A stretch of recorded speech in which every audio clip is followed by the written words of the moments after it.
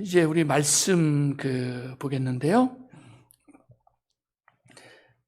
이사야 말씀 봅니다. 이사야 7장 14절 말씀과 55장 7절 말씀을 보겠습니다. 헌금 봉헌은 축도하기 전에 헌금 기도하고 축도하도록 그렇게 하겠습니다. 알아주시기 바랍니다. 이사야 7장 14절 말씀, 이사야 55장 7절 말씀, 두 절 말씀 끊어서 합독하겠습니다.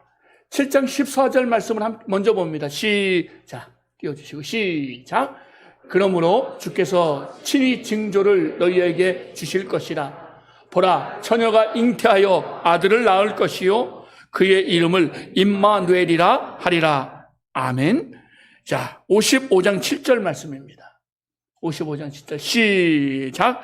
악인은 그의 길을, 불의한 자는 그의 생각을 버리고 여호와께로 돌아오라.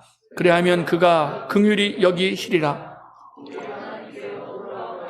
그가 너그럽게 용서하시리라. 아멘.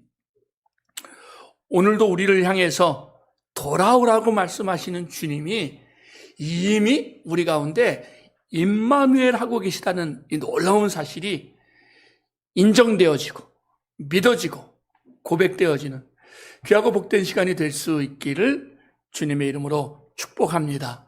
말씀이 등이 되고, 말씀이 빛이 되고, 말씀이 생수가 되고, 말씀이 양식이 되는 이 시간, 우리 모두가 살아나는, 회복되는 시간이 될 줄로 믿습니다. 아멘. 여러분, 이사야서를 다 읽어보셨나요?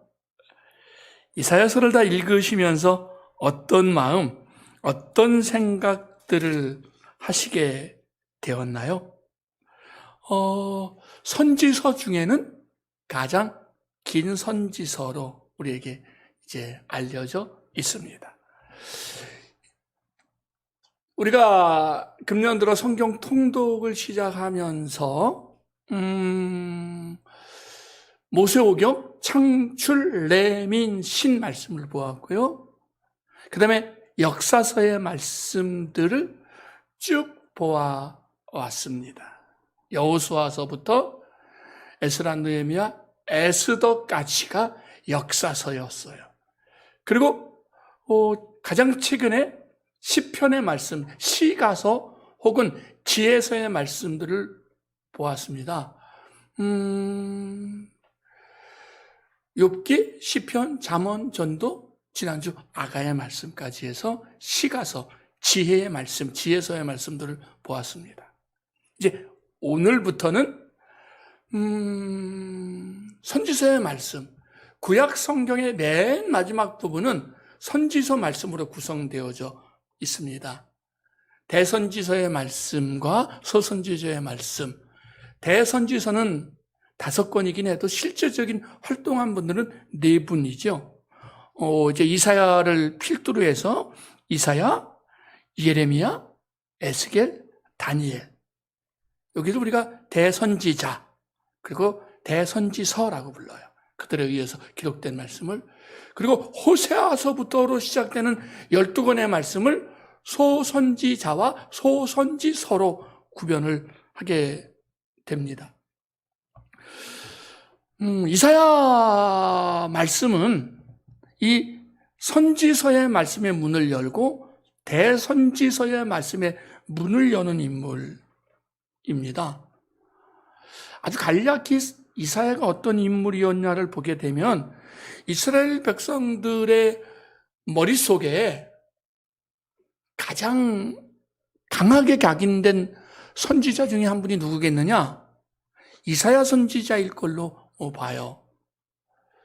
왜 그러냐면 그의 말씀이 특별히 이렇게 하나님의 나라에 대한, 회복에 대한 말씀이 굉장히 강하기 때문입니다. 물론 선지서의 전체적인 흐름들이 그렇습니다만, 여기서 그냥 상식적으로 한 가지 말씀을 드리고 지나가면 우리가 처음에 이제 선지서, 대선지서, 소선지서 하면 의문들을 가져요.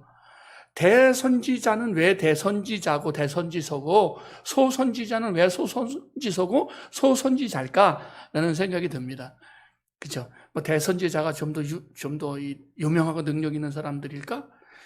사실은 이렇게 그렇지 않은 것 같고요. 그 구분법을 대선지서와 소선지서를 구분한 가장 중요한 기준이 있다면 그것은 분량이에요. 그래서 대선지서는 분량이 좀 많고요. 예레미야 애가는 예배입니다. 예레미야서에 붙어 있는 거기 때문에. 그러나 대선지서는 분량이 많고 소선지서는 분량이 좀 작다. 뭐 그렇게 이해하시면 대선지자라고 해서 능력이 더 많은 사람이고 소선지자라고 해서 능력이 없는 사람이다. 그런 거는 아니라는 생각을 하실 필요가 있을 것 같습니다. 자, 아무튼요. 그래서 이제 이사야 선지자는 자그만치 4대, 정확히는 5대의 왕 시대에 걸쳐서 선지자 노릇을 한 사람이에요. 1장 1절을 보게 되면 유다 왕 우시야와 요담과 아스아와 히스기야 시대에 아모스의 아들 이사야가 유다와 예루살렘에 관하여 본 계시라. 이때 선지사 노릇을 한 것을 보여줍니다. 그리고 그 히스기야의 아들이었던 므낫세 왕 시대에 이사야 선지자가 죽임을 당하는 걸로 이렇게 알려져 있습니다. 순교를 당했죠. 이사야 선지자는 이 아모스라는 인물의 등장으로 볼 때 이 당시에 굉장히 그렇게 귀족에 속한 당시의 시대에서 왕궁을 비교적 자유롭게 출입할 수 있었던 이런 좀 영향력이 있었던 사람으로 이렇게 알려졌어요. 그래서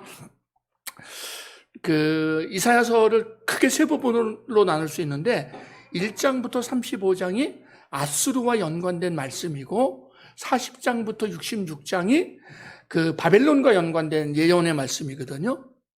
그런데 그 사이에 마치 좀 다른 이야기 같은 이야기가 있습니다. 즉 히스기야 왕 시대에 일어났던 그 사건이 36장부터 39장에 나와요. 그 내용이 뭐죠? 아수르가 침략을 해가지고 싹 쓸어버리려고 하는 그 위협 속에 이게 아수르 군대 장관이 와서 협박을 해요. 니네가 여호와가 살려준다고 웃기지 마라. 그러면 니네 쟤네 북쪽 애들도 내가 다 쓸어버렸어. 니네 꼼짝도 하지 마. 이 이야기를 들었던 히스기야 왕이 하나님 앞에 자기도 막 기도하면서 기도의 부탁을 누구에게 하느냐면 이사야에게 사람을 보내서 기도의 부탁을 하게 됩니다. 당신은 우리를 위해서 남아있는 자들을 위해서 기도해 주십시오. 이사야 선지자는 히스기야로부터 왕으로부터 특별히 인정을 받고 기도를 받을 만한, 기도의 동역을 요청받을 만한 영향력 있는 선지자였음을 알 수 있어요. 그러나 이제 왕이 바뀌면서 아들 므낫세가 굉장히 아주 악한 왕이거든요. 듣기 싫은 거예요. 그래서 오랜 선지자 노릇을 한 60년 이상 했으니까 예레미야가 다 듣기 싫으니까 결국은 전통에 의하면 들려지는 이야기에 의하면 므낫세 왕에 의해서 이사야가 어떻게 순교를 당했느냐 하면 통나무 속에 가두어 버려요. 통나무 속에 넣어버리고 그 통나무를 톱으로 썰어버려요. 그러니까 히브리서 11장의 37절 말씀에 보게 되면 믿음의 선배들에 대한 이야기를 쭉 하면서 히브리 기자가 이렇게 얘기하거든요. 돌로 치는 것과 톱으로 켜는 것과 시험과 칼로 죽임을 당하고 양과 염소의 가죽을 입고 유리하여 궁핍과 환난과 확대를 받았으니 하면서 돌로 쳐 죽임을 당한 사람들이 있고 톱을 켜서 죽임을 당한 사람들이 있다라고 이야기해요. 그래서 히브리서 37장에 표현된 이 선지자들 중에 믿음의 사람들 중에 톱으로 켜서 죽임을 당한 사람이 바로 이사야 선지자였을 것이다 라는데 대부분의 성경학자들이 동의를 하고 있습니다. 그러니까 정말 귀족 출신이었고요. 부족함이 없는 사람이었고 수십 년 동안에 선지자 노릇을 한 이사야는 매우 애석하게 이렇게 비참한 죽임을 당했지만 그의 사명을 아주 잘 감당한 사람이었어요. 이때가 이미 북이스라엘이 멸망받고 남유다만 남아있는 상황이었기 때문에 굉장히 그 위기의식에 강했습니다. 그래서 이스라엘 백성들 마음속에 있는 이 위기의식, 이 불안한 의식들에 대해서 하나님이 어떻게 보고 계시는가, 이스라엘 백성들에게 무엇을 말씀하시는가가 이사야를 통해서 보여지고 있어요. 살펴보면서 이야기하겠습니다만 크게 저는 그 본문의 내용을 크게 두 가지로 보려고 그래요. 그러니까 앞부분의 말씀을 읽었던 7장 14절에 하나님이 처녀가 잉태해서 아들을 낳는데 그 이름에 임마누엘이라고 하는 하나님이 이스라엘 백성들에게 첫 번째 하시는 약속이 뭐냐면 임마누엘의 약속이에요. 임마누엘의 약속. 근데 임마누엘의 약속이 오기 바로 앞에 무슨 것이 있느냐면 왕이 그 선지자를 신뢰하지 않고 하나님을 신뢰하지 않아서 하나님의 징계와 심판이 임할 것을 예언하시거든요. 그러면서 뭘 이야기하느냐면 그래도 내가 너에게 징조를 보여줄 건데 그 징조는 임마누엘이다라는 거죠. 이사야서의 가장 중요한 첫 번째 메시지가 있다면 임마누엘의 메시지예요. 환난과 고통과 시험과 멸망의 와중에 잊지 말아라. 내가 너희와 함께 한다. 사랑하는 형제 자매들이요, 임마누엘의 하나님이 나와 여러분 우리의 하나님이 되어주시는 줄 믿습니다. 그러면 이 임마누엘의 하나님을 맛보려면, 누리려면, 그리고 힘있게 살아가려면 어떻게 해야 되느냐? 제가 오늘 두 번째 말씀으로 삼았던 55장 7절의 말씀. 자, 한번 보여주세요. 55장 7절. 그 다음. 네. 그 다음 한 번 더. 자, 읽어보겠습니다. 다시 한번 시작. 악인은 그의 길을, 불의한 자는 그의 생각을 그리고 여호와께로 돌아오라. 그리하면 그가 긍휼히 여기시리라. 우리 하나님께로 돌아오라. 그가 너그럽게 용서하시리라. 아멘. 하나님이 긍휼히 여기심을 받는 그 임마누엘. 그냥 좀 켜놔. 하나님이 용서하시는 그 임마누엘, 그 임마누엘을 경험하는 아주 중요한 열쇠가 본문에 이야기되죠. 뭐죠? 여호와께로 돌아오라예요. 여호와께로 돌아오라. 길을 버리고 생각을 버리고 여호와께로 돌아와라. 그러면 임마누엘의 하나님을 경험하고 치유와 회복을 경험할 것을 이야기하고 있습니다. 왜? 하나님이 너희의, 우리의 구원이기 때문이라는 것입니다. 통독설교를 이렇게 하면서 제가 요즘 저도 가끔씩 제 영상들을 보는데 통독설교를 하고 나서부터 특별히 조금 표현이 그렇습니다만 좀 고민을 많이 해야 되는 성경의 통독을 설교를 하면서 설교가 너무 재미없어지는 것 같아.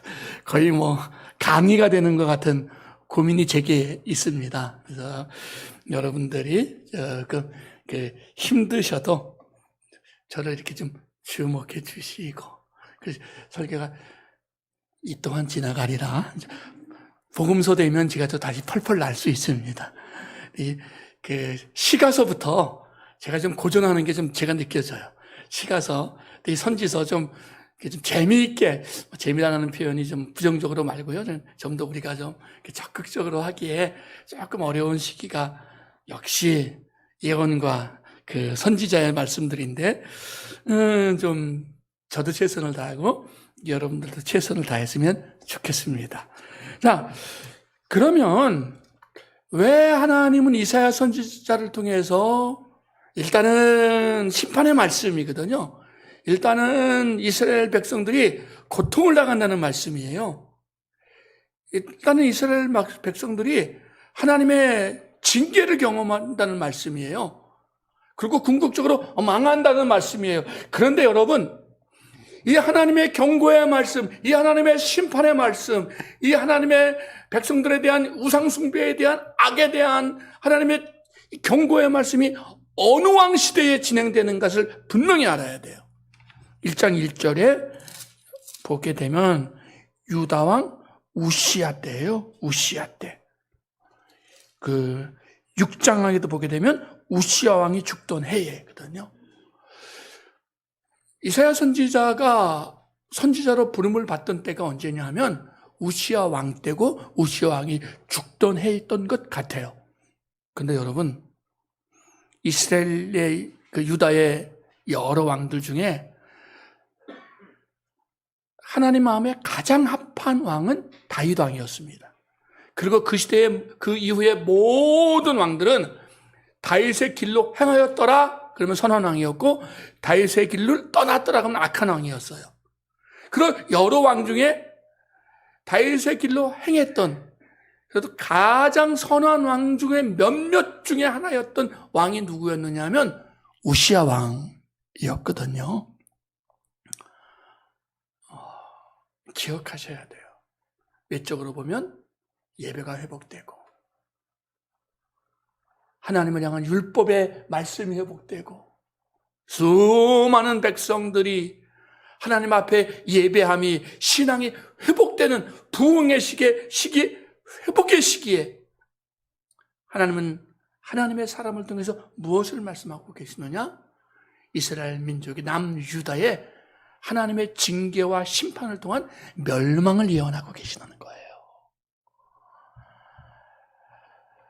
우리가 정말 조심할 때는 이렇게 코로나 때처럼 예배 드리기 불편해서 예배를 사모하고 예배를 드리고 싶어하고 속상해하고 환난과 핍박이 있고, 아니면 어떤 분들이 느끼는 것처럼 우리가 불이익을 받는 것 같고, 우리만 부각되고 우리만 자꾸 이렇게 나쁘게 띄우는 것 같은 이런 불안한 시기는 어떤 의미에서 우리에게 나쁜 시기는 아니에요. 왜냐하면 우리는 세상에 믿을 것이 없고, 세상의 권력자들에게 믿을 것이 없고, 세상의 원론에게 믿을 것이 없다고 생각하면 우리는 누구에게로 돌아가요? 여호와께로 돌아가거든요. 할렐루야. 어려울 때, 힘이 들 때, 아무도 기대하고 아무도 소망을 갖지 못할 때 우리는 하나님께 돌아와야 될 줄 믿습니다. 그래서 어렵고 힘든 건 위기가 아니에요. 사람들이 정권이 우리를 괴롭힌다고 생각할 땐 전혀 위기가 아니에요. 그때는 오히려 정말 더 기도하게 되고 정말 하나님의 놀라운 역사가 일어나게 될 줄 믿습니다.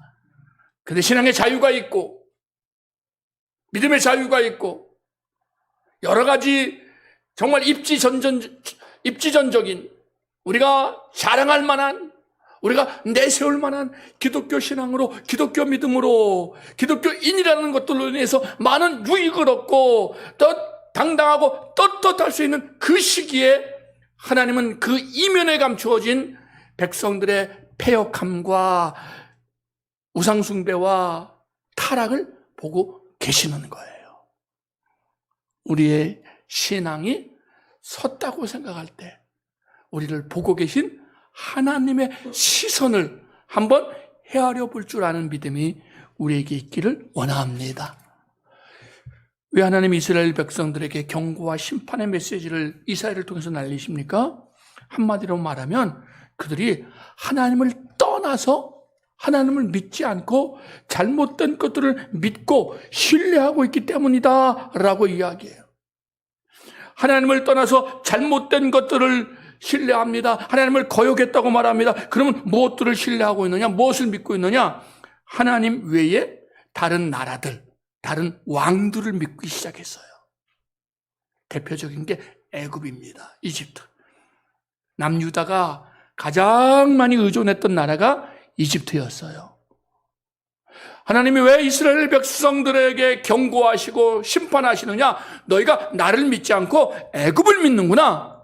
애굽의 왕을 믿는구나. 바로를 믿는구나. 왜 나를 믿지 않니? 말씀하시면서 하나님이 경고하시는 거예요. 누구를 믿기 때문에? 사람 왕을 믿기 때문이에요. 애굽을 믿고 그 다음에 누구를 믿습니까? 아수르의 그 군대를 믿어요. 그 다음에 또 뒷부분에 보게 되면 바벨론을 신뢰하거든요. 하나님을 떠나서 세상의 왕들, 나라들을 신뢰하는 것이 바로 하나님께서 그들에 대해서 경고하신 이유입니다. 이것은 곧 무엇을 의미하느냐 하면 다른 왕들을, 다른 나라들을 믿는다고 하는 것은 다른 신들을 믿는다는 것을 의미하고 있습니다. 이스라엘 백성들이 동방 풍속을 따랐다는 이야기를 해요. 동방에 있는 풍속이 뭐냐면 점치고 무당짓하고 이런 것들, 우상을 섬겼고 이방신을 섬겼다는 것을 의미하고 있습니다. 신접한 자와 마술사에게 물어보고 쫓아갔다고 이야기합니다. 굉장히 많이 나와요. 이런 내용들이. 이스라엘 백성들이 신접한 자를 쫓아가고 마술사를 쫓아가고, 오늘날 마술사와 성경의 마술사가 다릅니다. 성경에 나오는 마술사는 신의 힘을 통해서 이용하는 마술사고, 요즘 마술사는 트릭이에요. 그래서 요즘 마술사한테 뭐 이렇게 막 회개하라 그러실 건 없습니다.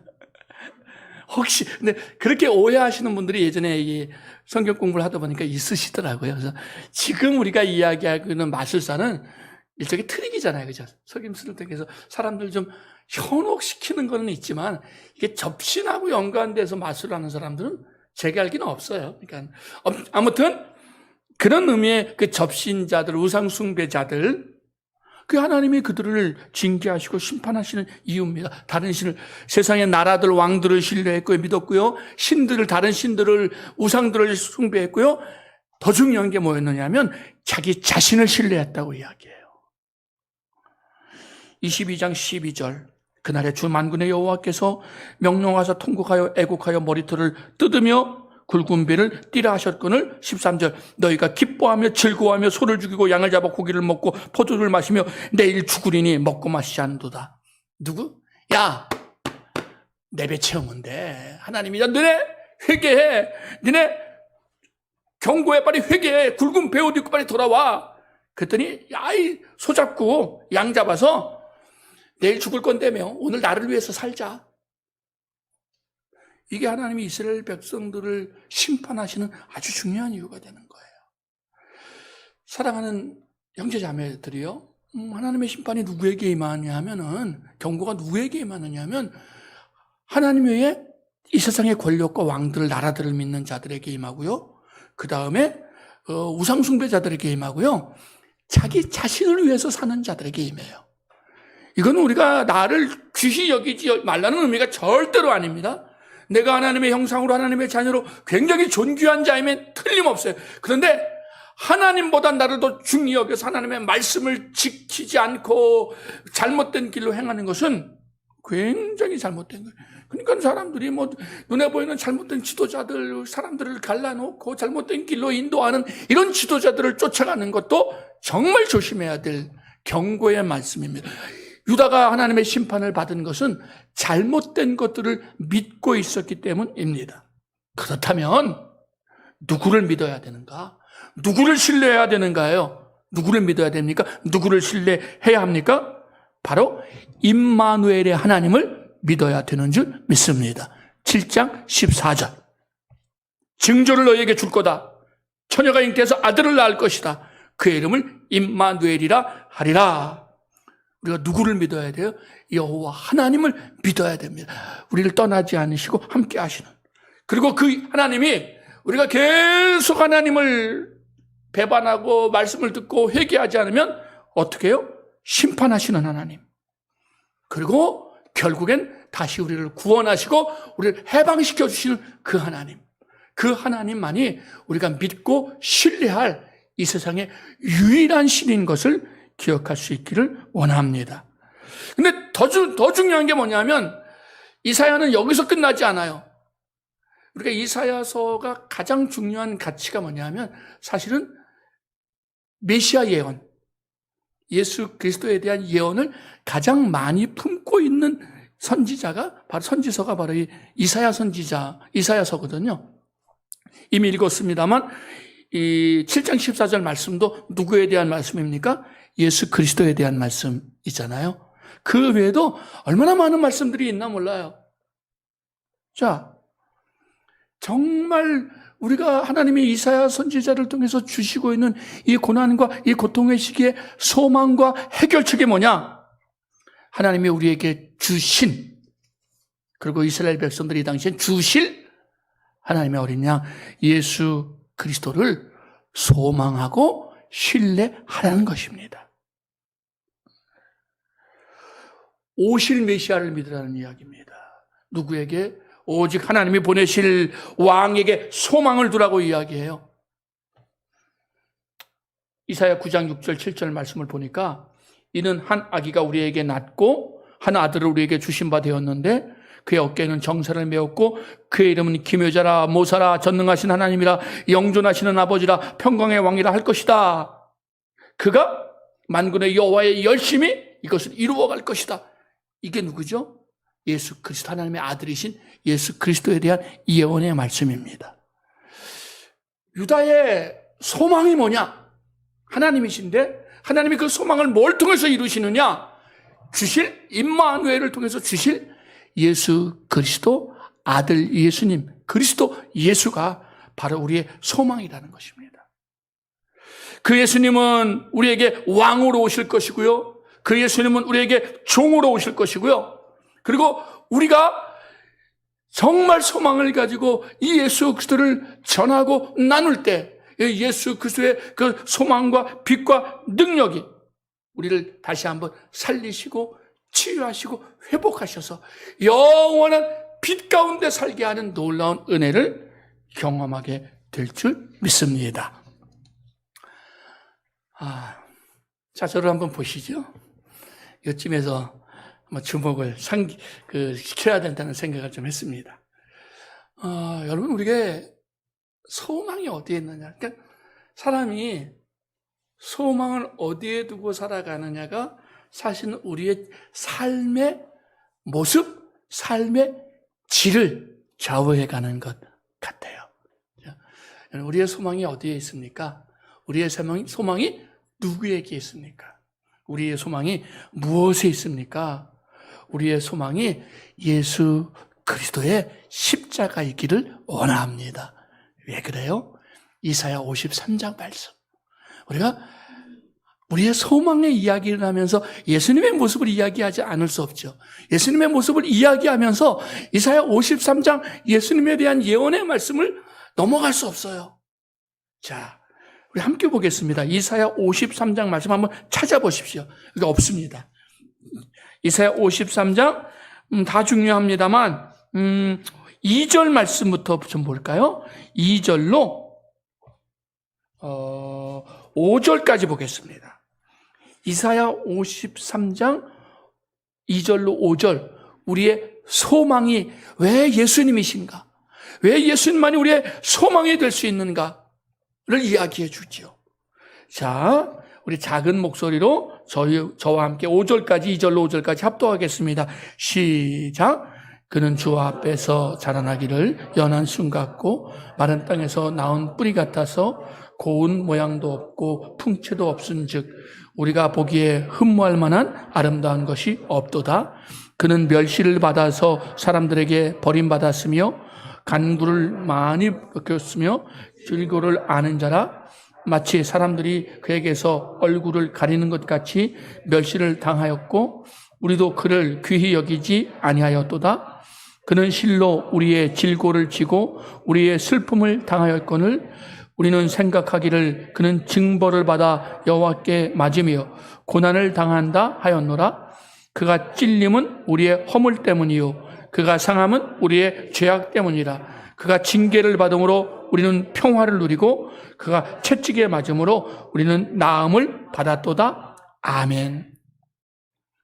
하나님이 임마누엘로 처녀의 잉태를 통해서 우리에게 선물로 주신 그 아들, 임마누엘이신 그 아들 그리스도는 사람들이 보기에 흠모할 만한 아름다운 것이 아무것도 없는 자였고 멸시를 당한 분이었고 사람들에게 고통과 슬픔을 당한 사람이었지만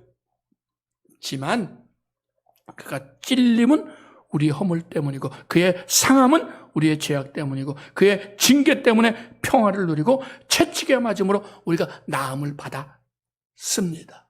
왜 예수가 우리의 소망입니까? 왜 우리가 예수 그리스도만 믿어야 합니까? 예수 그리스도를 통해서만이 우리의 허물과 죄악과 고통과 연약함의 치유와 회복과 구원의 길이 열리는 유일한 하나님의 통로이기 때문에 예수 그리스도만이 우리의 소망이고 기대고 믿음의 대상이 되는 줄 믿습니다. 아멘. 말씀을 마무리하겠습니다. 사랑하는 이들이여, 이미 말씀드린 것처럼 이사야 선지자는 대부흥의 시대, 우시아의 시대에 하나님의 심판을 전하는 종으로 부름받습니다. 얼마나 속상했을까 하는 생각이 들어요. 남들은 그야말로 복받아라만 해도 그냥 사람들이 다 좋아하는데, 그렇죠?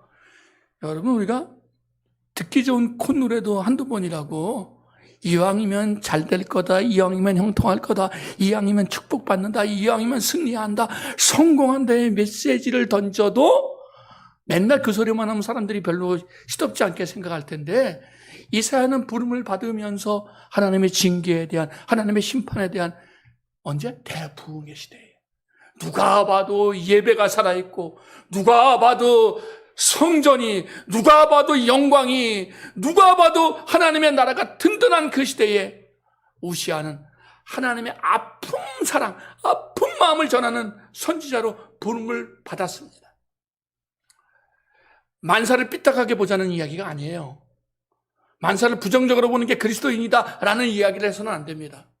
그러나 우리의 부흥의 시대, 우리의 번성의 시대에 하나님이 내게 주시는 이 시대를 볼 줄 아는 눈, 하나님의 마음으로 시대의 아픔과 고통과 눈물을 볼 줄 아는 마음과 눈이 우리에게 있기를 원합니다.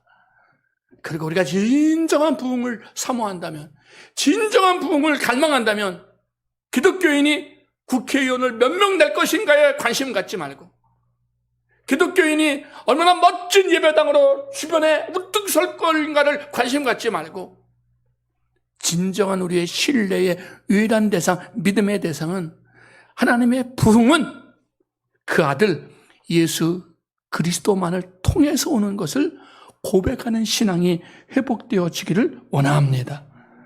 이스라엘 백성들의 반역, 자기 자신을 과시하고 자기들의 국력을 과시하고 자기들의 예배 행위를 과시하고 자기들의 예배당을 과시하면서 그들은 하나님을 떠났습니다. 아름다운 솔로몬 성전이 여전히 남아있을 때입니다. 우시아 때에. 이런 성전이 있었지만 하나님은 성전을 떠났습니다. 왜 그렇습니까? 그들의 마음이 하나님을 떠났기 때문입니다. 하나님은 오늘 우리에게 예수 그리스도에게 돌아올 것을 이사야 선지자를 통해서 다시 한번 말씀해 주고 있습니다. 우리가 정말 하나님을 사랑하는 자로, 날마다 회개하는 자로, 하나님께서 나만 사랑하지 않고 이 땅의 모든 사람들, 정말 복음이 없어 죽어가는 이들, 우리에게 대적하는 이들, 우리를 때로는 공격하는 이들까지도 사랑한다는 사실을 잊지 않기를 원합니다. 날마다 겸손하게 우리의 죄를 뉘우치고 하나님의 말씀에, 주님의 초청과 초대에 기쁘게 반응하며 하나님 앞에 나오는 사람들, 그 시대를 주님이 기뻐하고 그 사람들을 통해서 이 시대의 새로운 소망과 새로운 빛과 새로운 하나님의 나라를 시작해 가실 줄 믿습니다. 이사야 말씀이 우리에게 예수 그리스도에 대한 새로운 소망과 기대가 후릴 듯 일어나고 그 소망으로 다시 한번 살아가기로 결단하는 저와 여러분, 우리 모두가 될 수 있기를 주님의 이름으로 축복합니다. 아멘. 기도합니다.